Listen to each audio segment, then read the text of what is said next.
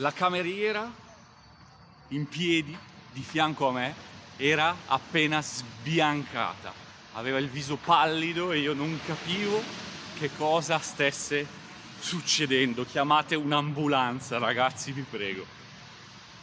Dopo solo un mese dal momento in cui mi ero trasferito in Germania avevo ordinato da mangiare al ristorante in tedesco e immaginate un po', la cameriera mi aveva portato anche esattamente il cibo che avevo ordinato. Un successo incredibile. Poi arriva, torna al tavolo quando io avevo finito di mangiare e mi chiede: "Hat alles geschmeckt?" Io, non capendo una parola di quello che la cameriera mi avesse detto in tedesco, abituato al fatto che in Italia di solito ti chiedono: "Vuoi un dolce?" Io non volevo un dolce e quindi, sorridendo, ho risposto: "Nein, danke." Peccato che in tedesco "hat alles geschmeckt" significhi era tutto buono. Era buono il cibo? E io avevo appena risposto: "No, grazie." E lei era andata in crisi. Per fortuna abbiamo poi chiarito in inglese e la situazione si è risolta. Però ricorderò per sempre, per tutta la vita, "hat alles geschmeckt", ragazzi, perché ho fatto una figura, no? Incredibile. Fare errori, ragazzi, fa parte del processo di apprendimento. Ecco perché non dobbiamo avere paura di fare errori, li faremo sempre e la cosa bella in realtà è che con ogni singolo errore impareremo qualcosa di nuovo. Se vogliamo davvero parlare una lingua, se vogliamo davvero arrivare ad un livello elevato di conoscenza della lingua, allora dobbiamo buttarci, dobbiamo fare errori. È più facile a dirsi che a farsi, ecco perché adesso vedremo un po' in dettaglio come fare a superare la paura di parlare. Siete pronti? Dai che si comincia.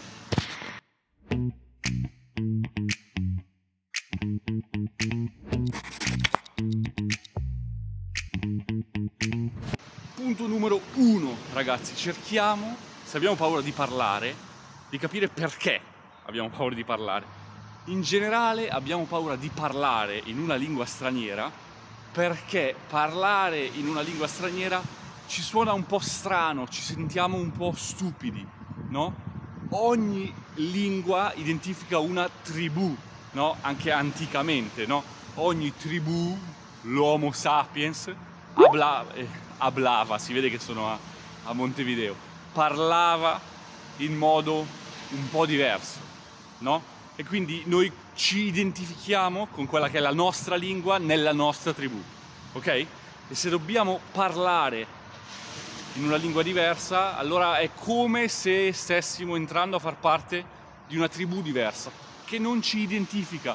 Ecco perché c'è questa barriera psicologica, no? Al parlare una lingua diversa, perché ci sono suoni, fonemi diversi e ci sentiamo un po' stupidi. Però una volta che lo sappiamo, che siamo consci di questa cosa, allora sarà più facile fare questo passaggio mentale, superare questa barriera mentale.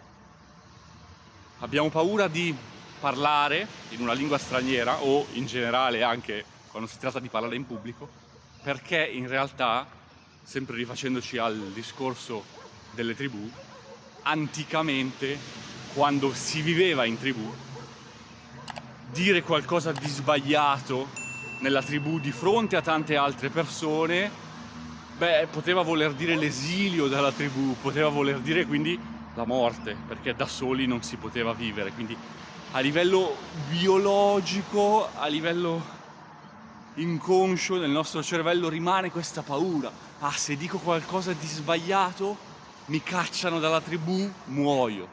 Ok? Ecco, non è più così, per fortuna, però anche qui saperlo ci aiuta. Abbiamo paura del giudizio altrui e questo è legato sia al parlare una lingua straniera, perché è più facile ovviamente dire qualcosa di sbagliato se non è la nostra lingua madre, che anche al public speaking, al parlare in pubblico.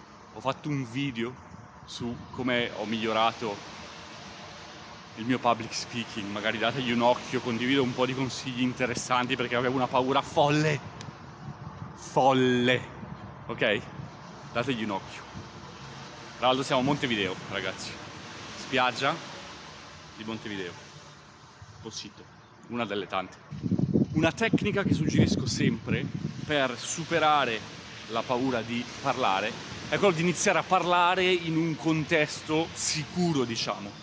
Quindi se abbiamo paura di parlare e andiamo subito al 100% a parlare con un madrelingua, una persona che non conosciamo, abbiamo un po' più di ansia, diciamo, abbiamo un po' più di paura. Se iniziamo invece a parlare o col nostro tutor o con un insegnante o magari con un amico, con un tandem partner, guardate il video su come trovare un tandem partner, allora è più semplice perché siamo in un ambiente protetto, quindi la barriera è un po' più bassa, no? Il filtro affettivo anche è un po' più basso. Guardate il video su Krashen che è fondamentale, in cui ti spiego anche che cosa si intende con filtro affettivo, ok?